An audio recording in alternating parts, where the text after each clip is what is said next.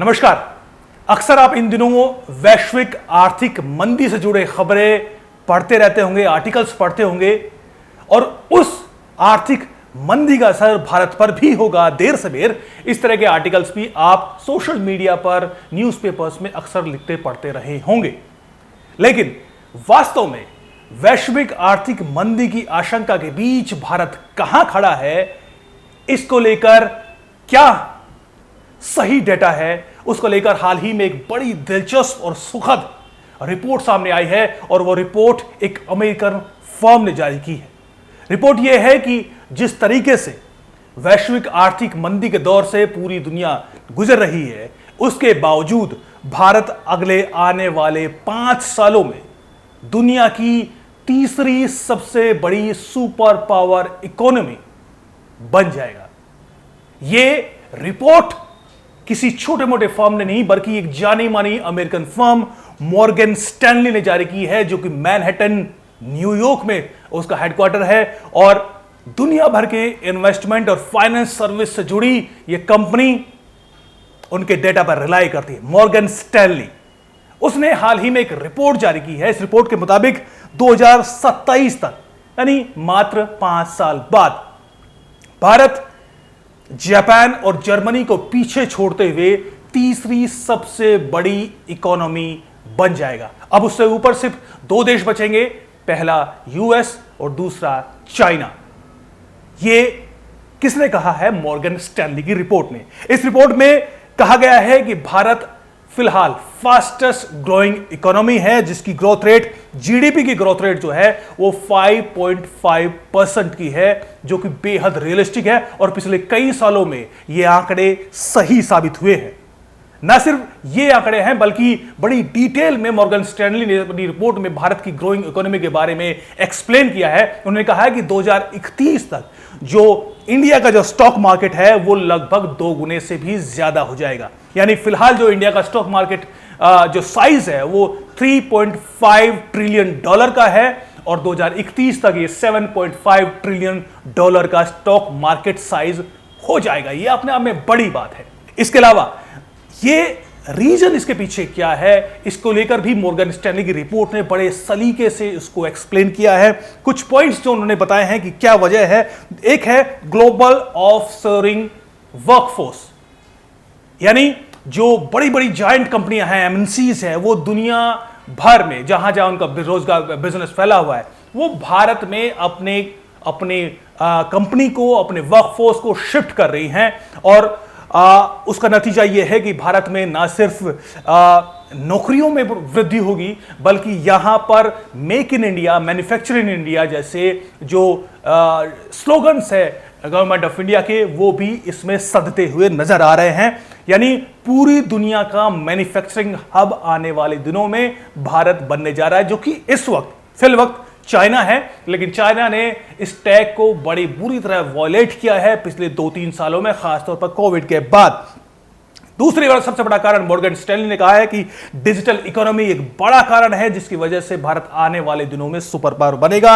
Energy access and transition, Bharat कि जो energy sector में जो पावर है वो धीरे धीरे बढ़ती जा रही है और जिस तरीके से फॉसिल फ्यूल से हटकर जो ग्रीन फ्यूल है उसकी तरफ भारत ट्रांजिट ले रहा है, उसकी तरफ मुड़ रहा है, वो भी आने वाले दिनों में इस एक इकोनॉमिक महाशक्ति बनने में भारत के लिए एक बड़ा कारण बनेगा। दूसरा है इन्वेस्टिंग इन इंडिया, बड़े बड़े जायंट कंपनी भारत में इन्वेस्ट करने के लिए आतुर है और अब तक के लिए मोस्ट फेवरेट कंट्री बताया है इंडिया को इन्वेस्ट करने के लिहाज से, यानी कि दुनिया की जितनी बड़ी कंपनी है वो उसके लिए जो सबसे बेहतर एनवायरनमेंट है वो फिलहाल इंडिया में है। लिहाजा अगले आने वाले दिनों में, यानी अगले मात्र 5 सालों में, जो इस वक्त इकोनॉमिक चार्ट में भारत 5वें स्थान पर है, आने वाले दिनों में वो 3रे स्थान पर पहुंच जाएगा, जापान और जर्मनी को पीछे छोड़ते हुए। ये एक बड़ी खबर है, क्योंकि ये एनालिसिस सिर्फ किसी नैरेटिव के आधार पर नहीं है, ये प्योर एंड प्योर डेटा के आधार पर है। मॉर्गन स्टैनली एक बड़ी अमेरिकन फर्म है। इसके अलावा कई दूसरी जो फर्म है उन्होंने भी कुछ इसी तरह के आंकड़े हैं, जैसे स्टेटिस्टा, एक बड़ी इस तरह की डेटा कंपनी है जो इस तरह की रिसर्च और पॉलिसी बनाती है, उन्होंने 2050 तक के आंकड़े कुछ इस तरह का सर्वे किया है। उनके मुताबिक तो जो भारत की इकोनॉमी है वो 2050 तक दूसरी सबसे बड़ी इकोनॉमी बन जाएगी, वो यूएस को भी पीछे छोड़ देगी। साइज क्या बताया है, उसमें चाइना को फायदा होगा, इंडिया को फायदा होगा। 2050 तक चाइना 58.5 ट्रिलियन डॉलर की इकोनॉमी बन जाएगी, इंडिया उससे थोड़ा ही पीछे 44.13 ट्रिलियन डॉलर की इकोनॉमी होगा, और यूएस पीछे छूट जाएगा काफी पीछे, जो कि 34.10 ट्रिलियन डॉलर की इकोनॉमी 2050 तक ये यूएस की इकोनॉमी होगी। ये स्टैटिस्टिक्स आंकड़े हैं, ये डेटा है जो कि बेहद गहन रिसर्च के बाद इस तरह के डेटा सामने आते हैं और उस पर आधारित ये रिपोर्ट है। ये सिर्फ डेटा नहीं है, कुछ उदाहरण मैं आपको देना चाहूंगा कि जैसे मैंने कहा कि ग्लोबल ऑफशोरिंग वर्कफोर्स ये एक बड़ा कारण होगा। इसके लिए हाल ही में एक बड़ी खबर आई थी कि जो आईफोन असेंबलिंग की जो कंपनी है फॉक्सकॉन, उसका सबसे बड़ा असेंबलिंग जो प्लांट है वो चाइना में है, चाइना के झेंगजू प्लांट, जिसमें लगभग 2 लाख कर्मी काम करते हैं। लेकिन वहां पर कोविड पॉलिसी आने के बाद जो मुश्किलात आ रही है आईफोन को, उसकी वजह यह है कि अब वो चेन्नई में जो प्लांट है एप्पल के फॉक्सकॉन का, वो वहां पर अपने वर्कफोर्स की जो संख्या है उसको 4 गुना करने जा रहा है। यानी मौजूदा जो वहां पर वर्कर्स काम करते हैं उससे 4 गुना लोग वहां पर अब काम करेंगे। यानी इसका सीधा मतलब यह है कि चाइना से एप्पल अपने जो प्लांट को धीरे धीरे इंडिया में शिफ्ट करने का प्लान बना चुका है, उसकी घोषणा हो चुकी है। और फिलहाल इंडिया के जो इस प्लांट है चेन्नई तमिलनाडु, उसमें करीब 18,000 के आसपास काम करते हैं, और कहा यह जा रहा है कि अगले 2 सालों में इसको 70,000 का वर्कफोर्स कर दिया जाएगा।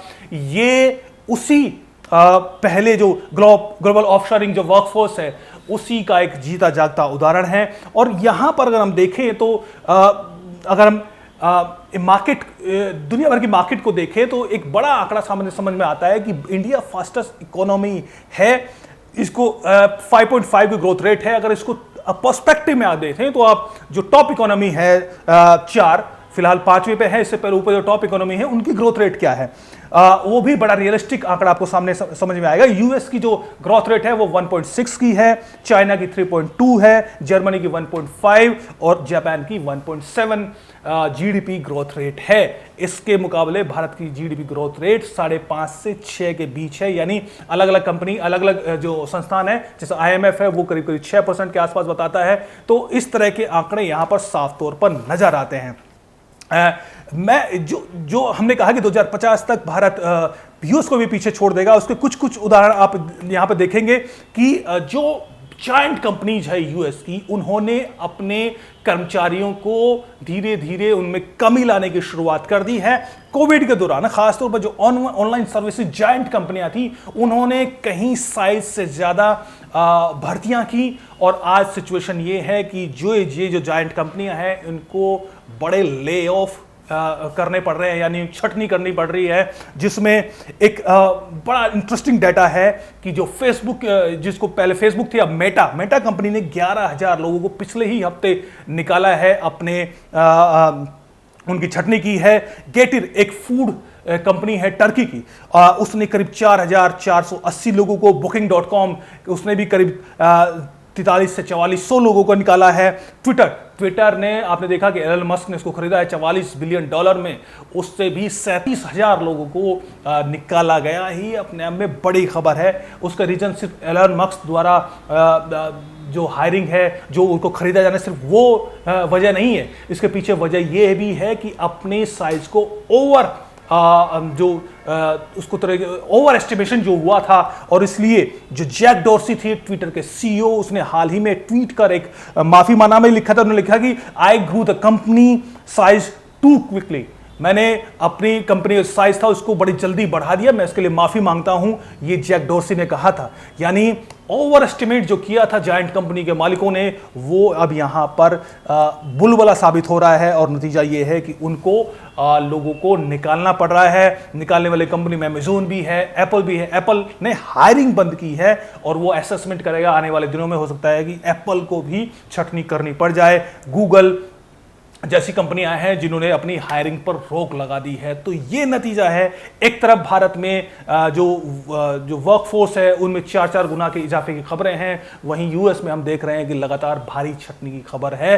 ये रिपोर्ट्स किसी इंडियन कंपनी, इंडियन फर्म की रिपोर्ट नहीं है, बल्कि ये जानी मानी बड़ी टेक कंपनियां, सर्विसेज और फाइनेंस और मार्केटिंग इन्वेस्टमेंट से जुड़ी कंपनियां हैं, उनकी रिपोर्ट है। उनकी रिपोर्ट साफ बताती है कि आने वाला दशक, आने वाला वक्त भारत का होने वाला है, जो अपने आप में बेहद सुखद खबर है इस आर्थिक वैश्विक मंदी की खबरों के बीच। आगे आगे देखिए होता है क्या। नमस्कार।